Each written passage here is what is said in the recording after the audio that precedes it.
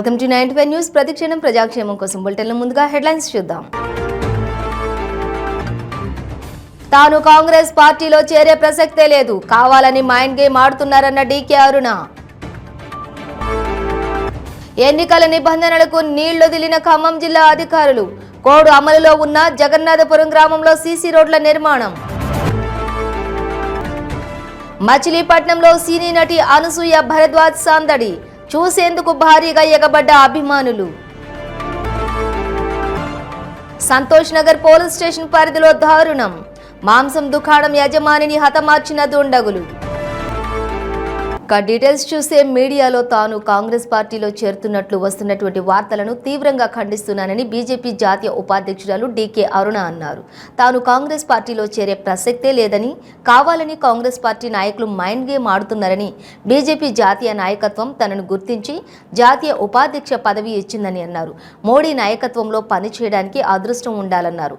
కనీసం తన స్పందన తీసుకోకుండా వార్తా కథనాలు రాయటం సరైంది కాదని అన్నారు. తన రాజకీయ భవిష్యత్తు నిర్ణయించాల్సిన హక్కు మీడియాకు ఎవరిచ్చారని ఆమె ప్రశ్నించారు.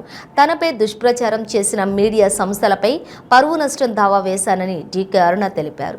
ఈ రోజు సాక్షి పేపర్లో డీకే అరుణమ్మ కాంగ్రెస్ పార్టీలో చేరుతుందని ఒక తప్పుడు వార్త రాసిండ్రు డబ్బులకు అమ్ముడుపోయినటువంటి కొందరు మీడియా మిత్రులు. డీకే అరుణమ్మ కాంగ్రెస్ లోకి పోతుందని చెప్పేటటువంటి బతుకు ఈరోజు కాంగ్రెస్ పార్టీకి ఉన్నది. అట్లా పెట్టించి డబ్బులు ఇప్పించి వార్తలు రాపిస్తున్నారు.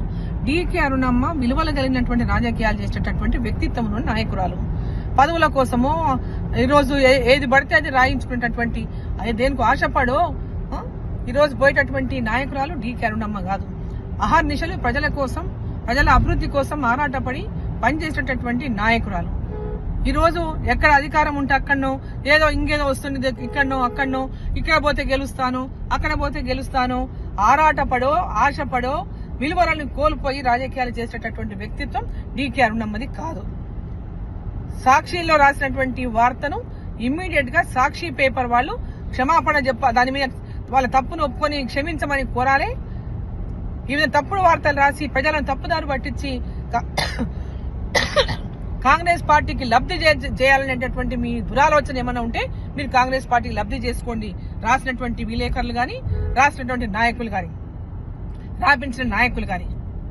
అంతేగాని ఒకరి ఇమేజ్ ని దెబ్బతీయడానికి ఎంతో కష్టపడి సంపాదించుకున్నటువంటి మా యొక్క రాజకీయ విలువలను ఈరోజు ఆ విలువలను డ్యామేజ్ చేసినటువంటి అధికారం ఎవరికీ లేదని చెప్పి నేను హెచ్చరిస్తా ఉన్నా. ఈరోజు రాసే ముందు అడగాల్సినటువంటి బాధ్యత రాసేవాడికి ఉంటది, వేసేటటువంటి పత్రికకు ఉంటది. ఏదో చిన్న వ్యక్తుల గురించి రాసినట్టు ఈరోజు ఒక కష్టపడి ఒక స్థానానికి వచ్చి ప్రజల్లో ఒక విలువలగినటువంటి నాయకులుగా ఉన్నటువంటి నా పైన అడ్డగోలుగా మీరు రాసుకోవడం అనేది సిగ్గుచేటు. ఇటువంటి వార్తలను వెంబడే తీవ్రంగా ఖండిస్తా ఉన్నా. ప్రతి మీడియాను కూడా నేను హెచ్చరిస్తా ఉన్నా. నా పైన మీరు ఏదైనా వార్త రాసే ముందు నాతో సంప్రదించి మీరు వార్తలు రాయండి. అంతేగాని మీకు ఇష్టం వచ్చినట్టు మీరు వార్తలు రాసుకుంటే మటుకు దీని పరిణామాలు తీవ్రంగా ఉంటాయని చెప్పి నేను హెచ్చరిస్తా ఉన్నా. ఖమ్మం జిల్లా పాల్వంచ మండలం జగన్నాథపురం గ్రామంలో ఎన్నికల కోడ్ అమలులో ఉన్నప్పుడు హడావిడిగా సీసీ రోడ్ల నిర్మాణం పనులు చేస్తున్నారు. సంబంధిత శాఖ అధికారులను ఎన్నికల కోడ్ అమలులో ఉన్నప్పుడు ఇప్పుడు ఎలా సీసీ రోడ్లు నిర్మాణం చేస్తున్నారని ప్రశ్నిస్తే వెంటనే అధికారులు జగన్నాథపురం పెద్దమ్మ తల్లి గుడి వద్ద 2 సీసీ రోడ్ల నిర్మాణం పనులను ఎంపీడీఓ అప్పారావు నిలుపుదల చేయించారు. సీఎం కేసీఆర్ గ్రామ పంచాయతీలకు 10 లక్షల రూపాయలు స్పెషల్ గ్రాంట్ ఫండ్ నిధులు మంజూరు చేసినవని, ఆ బడ్జెట్కు చెందిన నిధులకు సంబంధించిన సీసీ రోడ్లు నిర్మాణ పనులు జరుగుతున్నాయని అన్నారు. ఎన్నికల కోడ్ అమలులో ఉన్నప్పుడు సీసీ రోడ్లు వేస్తున్న కాంట్రాక్టర్ మరియు పర్యవేక్షణ చేయవలసిన అధికారులకు షోకాజ్ నోటీసులు జారీ చేస్తానని ఎంపీడీఓ అప్పారావు తెలిపారు.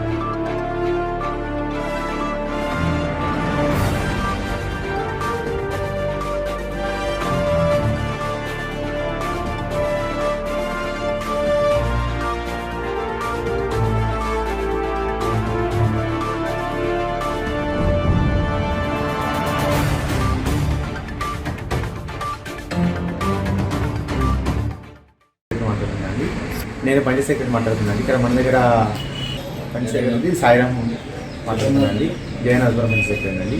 ఇక్కడ మన దగ్గర ఒక మిగిలిపోయిన రోడ్ వర్క్ అనేది మూలమైన ఎస్టీ కాలనీ అండి. రోడ్ వర్క్ మొదలు పెట్టుకుంటే అది అంటే ఇంతకుముందు ఇప్పుడు జరిగిన వర్క్లో కొంత భాగం ఒక 40 మినిట్స్ వరకు మిగిలిపోయిన వర్క్లో స్టార్ట్ చేస్తే అది ఆపించడం జరిగిందండి. అది చేస్తుంది. గతంలో మంజూరైన 10 నెలల క్రితం మంజూరైన రోడ్ వర్క్ మంజూరు కావడం జరిగిందండి. అప్పుడు ఆ వర్క్ స్టార్ట్ చేయడానికి ఇప్పుడు ఆ మిగిలిపోయిన భాగాన్ని ఈరోజు స్టార్ట్ చేస్తే మేము ఎండిఓ గారి సమక్షంలో ఈరోజు ఆపించడం జరిగిందండి. కృష్ణా జిల్లా మచిలీపట్నంలో టీవీ యాంకర్ సినీ నటి అనసూయ భరద్వాజ్ సందడి చేశారు. ఫీమేల్ వరల్డ్ షాపింగ్ మాల్ ప్రారంభోత్సవ కార్యక్రమంలో పాల్గొని కస్టమర్లను ఆకట్టుకున్నారు.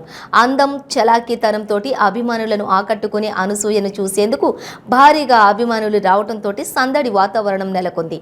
సినీ ప్రస్థానంలో అంచెలంచెలుగా ఎదుగుతూ ఉన్నత స్థితికి చేరుకున్నానని, పుష్ప 2 మూవీలో షూటింగ్ పార్ట్ పూర్తయిందని చెప్పేసి త్వరలోనే అది ప్రేక్షకుల ముందుకు కూడా రాబోతోందని, అందరూ సినిమాను ఆదరించాలని కోరారు అనసూయ భరద్వాజ్. రాజకీయ నాయకులు, సినిమా ఆర్టిస్టులను సోషల్ మీడియా వేదికగా వాడుకోవడంపై స్పందించి అనసూయ ఘాటైన రిప్లై ఇచ్చారు. రాజకీయాల పట్ల ఆసక్తి ఏమీ లేదని, కేవలం పేరు వాడుకోవడం పట్ల ట్విట్టర్లో స్పందించానని అన్నారు.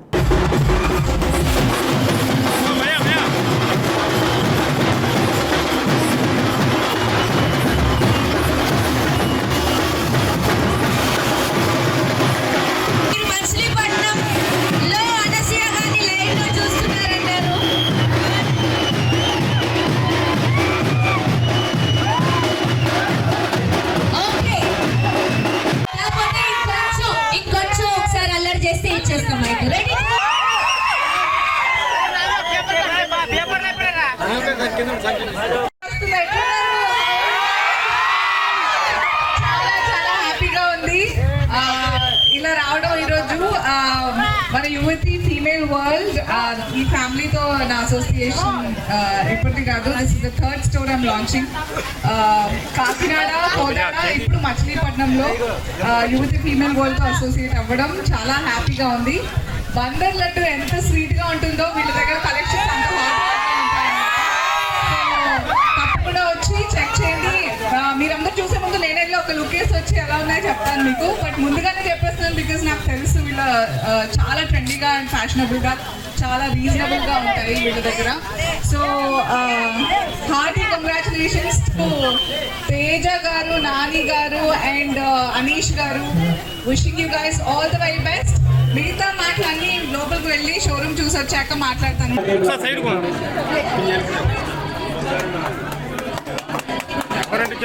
వెనకరండి అసలు చెయ్యి వచ్చేస్తుంది మీద కొంచెం వెనకరండి మీడియా నా కెమెరా పడి సరిపో.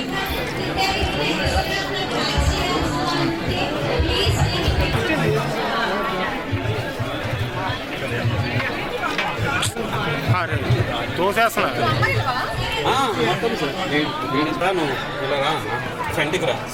చేతులు పెట్టక అన్న, మధ్యలో చేతులు పెట్ట.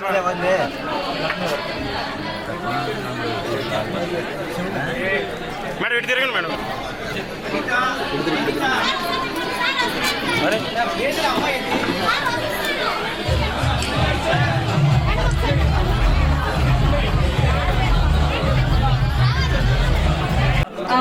ఈరోజు మా యువతి ఫీమేల్ వరల్డ్ ప్రారంభోత్సవానికి మచిలీపట్నంలో చేసిన మీడియా ప్రతినిధులకి, పెద్దలందరికీ thank you so much for joining us. One of my favourite stores is యువతి ఫీమేల్ వరల్డ్. ఎందుకంటే అమ్మాయిలకి ఎలా అయితే నచ్చుతుందో, సింపుల్గా అట్ ద సేమ్ టైం రాయల్గా, రిచ్గా, సో ఎవరెవరికి ఎలాంటి టేస్ట్ ఉన్నాయో దానికి తగ్గట్టుగా నేను ఇది 3వ స్టోర్ అనమాట యువతి ఫీమేల్ వరల్డ్ లాంచ్ చేయడం. మొదట కాకినాడ, కోదాడ, ఇప్పుడు మచిలీపట్నంలో.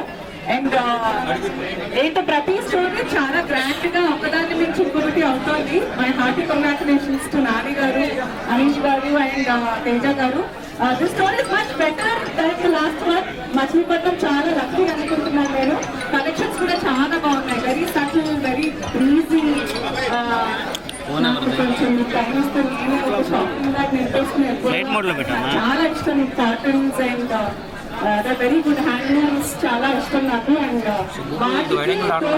మంచి చిన్న చిన్న కూడా ఉన్నాయి. సంతోష్ నగర్ పోలీస్ స్టేషన్ పరిధిలో దారుణ హత్య జరిగింది. నవీద్ మాంసం దుకాణం యజమానిని నవీద్ ఖురేషిని గుర్తు తెలియని వ్యక్తులు అతి కిరాతకంగా దాడి చేసి చంపేశారు. దగ్గరి బంధువులే ఈ ఘాతుకానికి పాల్పడి ఉంటారని పోలీసులు అనుమానం వ్యక్తం చేస్తూ ఉన్నారు.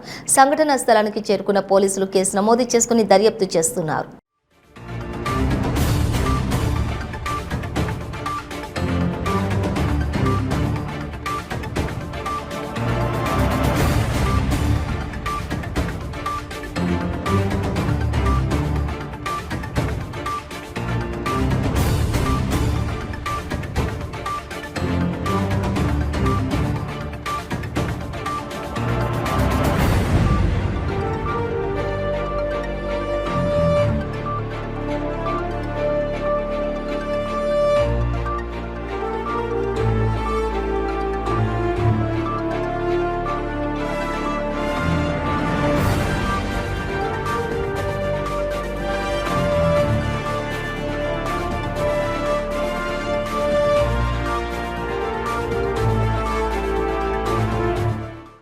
మంతని నియోజకవర్గం మహముత్తారం మండలంలోని కోరుకొంట్ల గ్రామంలో జరిగినటువంటి లంబాడీల సాంప్రదాయ తీజ్ ఉత్సవాల్లో బీఆర్ఎస్ పార్టీ ఎమ్మెల్యే అభ్యర్థి జిల్లా పరిషత్ చైర్మన్ పుట్ట మధుకర్, భూపాలపల్లి జిల్లా పరిషత్ చైర్పర్సన్ జక్కు శ్రీహర్షిని పాల్గొన్నారు. ఉత్సవాలకు హాజరైన ఆయనకు కోరుకొంట్ల గ్రామ పెద్దలు స్వాగతం పలికారు. ఈ సందర్భంగా లంబాడీ యువతులతో కలిసి ఆయన నృత్యాలు చేశారు. అనంతరం లంబాడీల ఆరాధ్య దైవాన్ని సందర్శించి ప్రత్యేక పూజలు చేశారు.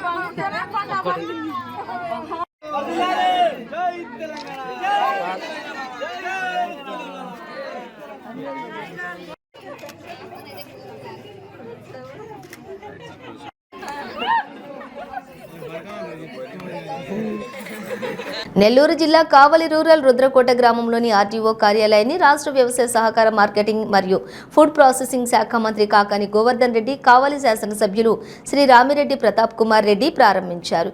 ఈ కార్యక్రమంలో రవాణా శాఖ అధికారులు, వైసీపీ నాయకులు, కార్యకర్తలు, అభిమానులు పాల్గొన్నారు.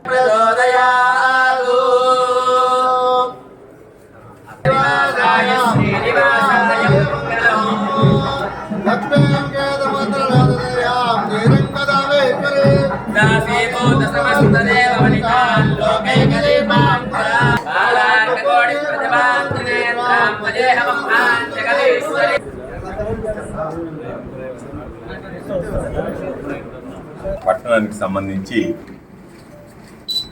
ప్రాంతీయ రవాణా శాఖ కార్యాలయాన్ని ఈరోజు సోదరుడు కావలి శాసనసభ్యులు రామిరెడ్డి ప్రతాప్ కుమార్ రెడ్డి గారి ఆధ్వర్యంలో అధికారుల సమక్షంలో దీన్ని ప్రారంభించడం జరిగింది.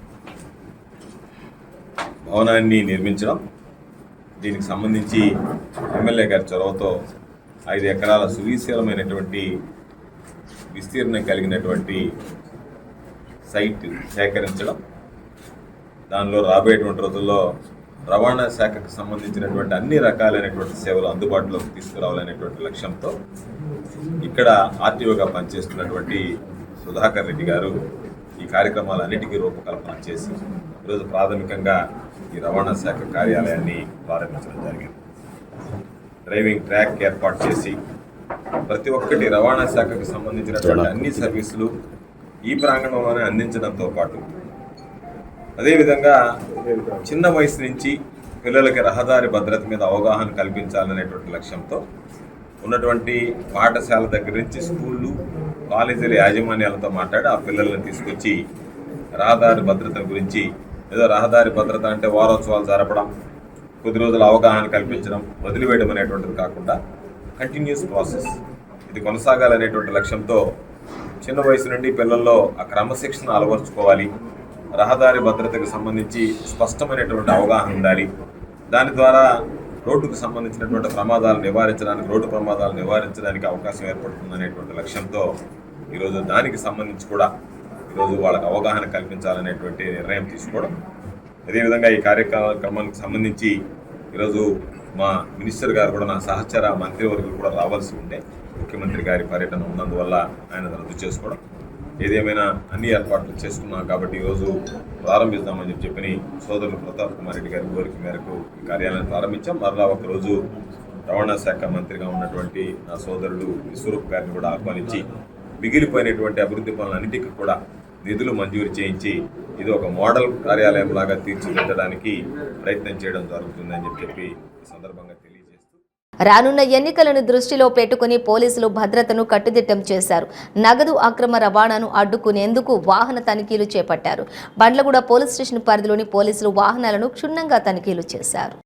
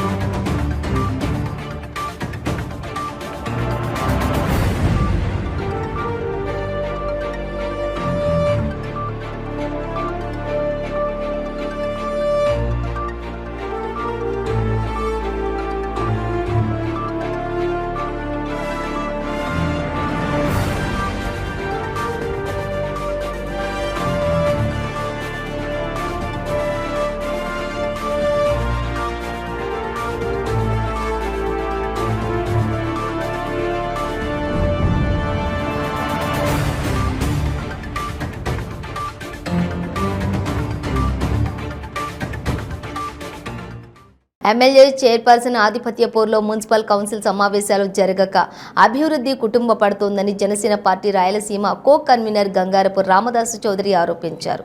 మదనపల్లె పట్టణంలోని జనసేన పార్టీ కార్యాలయంలోని ఆయన విలేకరుల సమావేశాన్ని నిర్వహించారు. ఈ సమావేశంలో జనసేన నాయకులు జంగాల శివరాం, గౌతమ్, రెడ్డమ్మ తదితరులు పాల్గొన్నారు. ఈ సందర్భంగా రామదాసు చౌదరి మాట్లాడుతూ మదనపల్లె మున్సిపాలిటీ ఏర్పాటైనటువంటి నాటి నుంచి నేటి వరకు ఎన్నడూ కూడా కౌన్సిల్ సమావేశం జరిగింది ఆగింది కూడా లేదని అన్నారు. ఇంకా అత్యవసర సమావేశాలు కూడా ఏర్పాటు చేసిన సందర్భాలు అనేకం ఉన్నాయని గుర్తు చేశారు. ఎమ్మెల్యే చైర్పర్సన్ ఆధిపత్య పోరులోని మున్సిపల్ సమావేశాలు జరగటం లేదన్నారు. ఎంపీ మిథున్ రెడ్డి ఇప్పటికైనా స్పందించి వారి సమస్య పరిష్కరించి కౌన్సిల్ సమావేశం జరిగేలా చర్యలు తీసుకోవాలని సూచించారు. లేని పక్షంలో మున్సిపాలిటీ ఎదుట ఆందోళన చేపడతామని హెచ్చరించారు.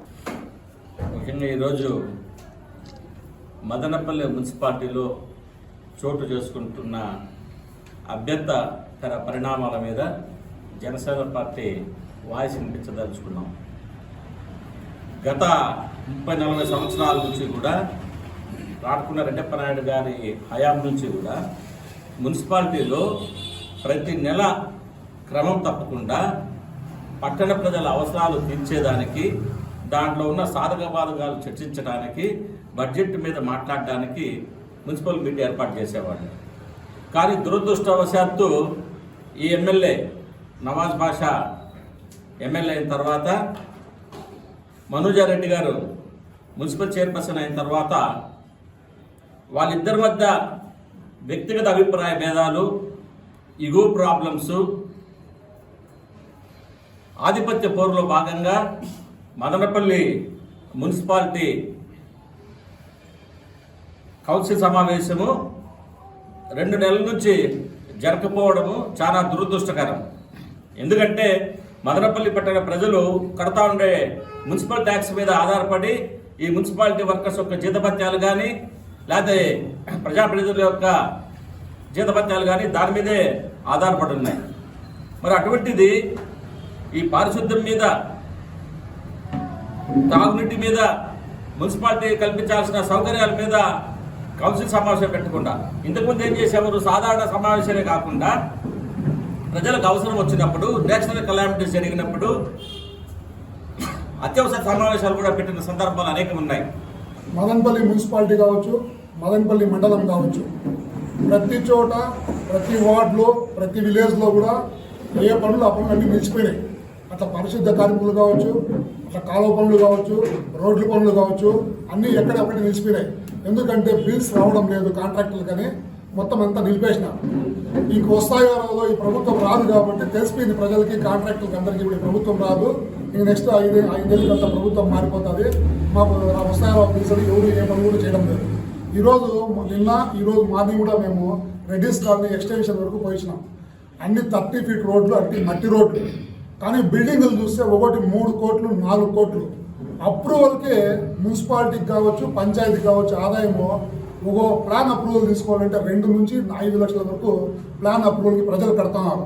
మరి 2 లక్షల నుంచి 5 లక్షలకు ఒక బిల్డింగ్కి ప్లాన్ అప్రూవల్ డబ్బులు తీసుకొని ఇద్దరు పంచాయతీలు కావచ్చు, మున్సిపాలిటీ కావచ్చు, రోడ్లన్నీ కూడా మట్టి రోడ్లే ఉన్నాయి. కనీసము మరుమేసే పరిస్థితి లేదు.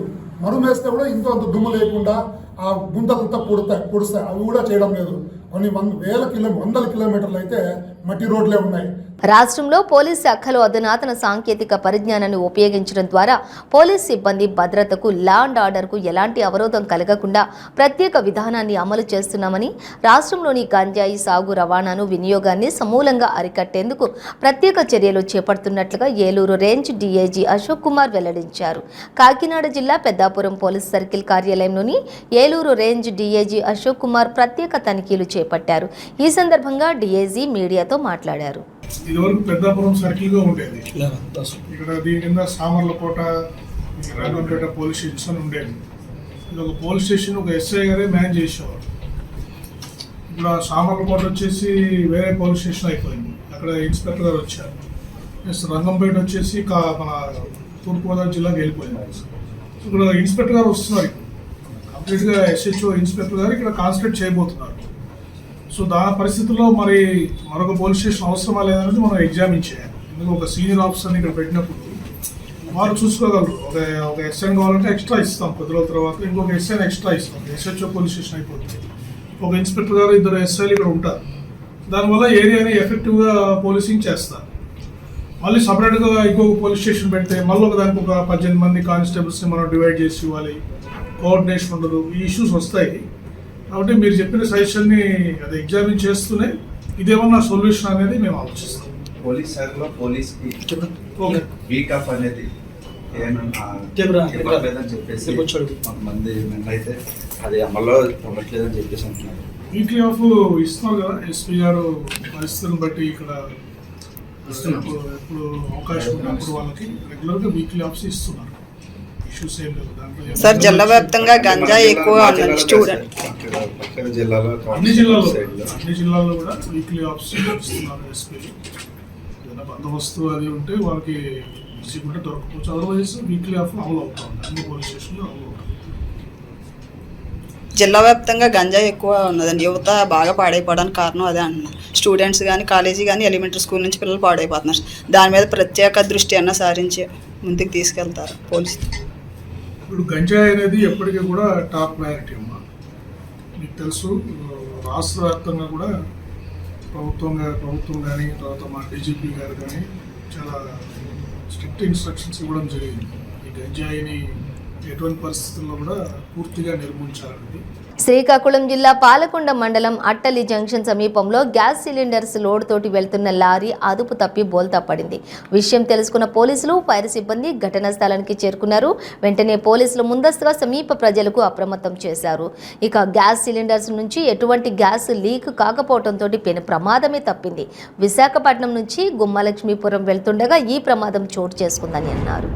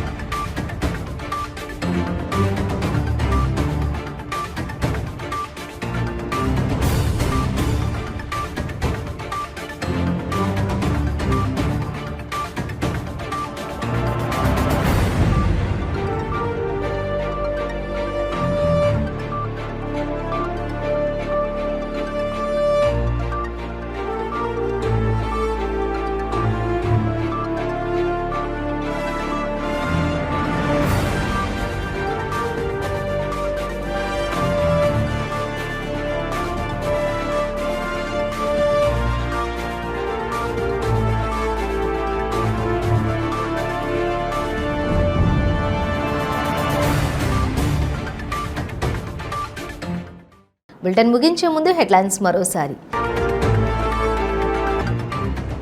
తాను కాంగ్రెస్ పార్టీలో చేరే ప్రసక్తే లేదు, కావాలని మైండ్ గేమ్ ఆడుతున్నారన్న డీకే అరుణ. ఎన్నికల నిబంధనలకు నీళ్లొదిలిన ఖమ్మం జిల్లా అధికారులు, కోడ్ అమలులో ఉన్న జగన్నాథపురం గ్రామంలో సీసీ రోడ్ల నిర్మాణం. మచిలీపట్నంలో సినీ నటి అనసూయ భరద్వాజ్ సందడి, చూసేందుకు భారీగా ఎగబడ్డ అభిమానులు. సంతోష్ నగర్ పోలీస్ స్టేషన్ పరిధిలో దారుణం, మాంసం దుకాణం యజమానిని హతమార్చిన దుండగులు. ఇవి బులెటిన్ డీటెయిల్స్. చూస్తూనే ఉండండి 95 న్యూస్.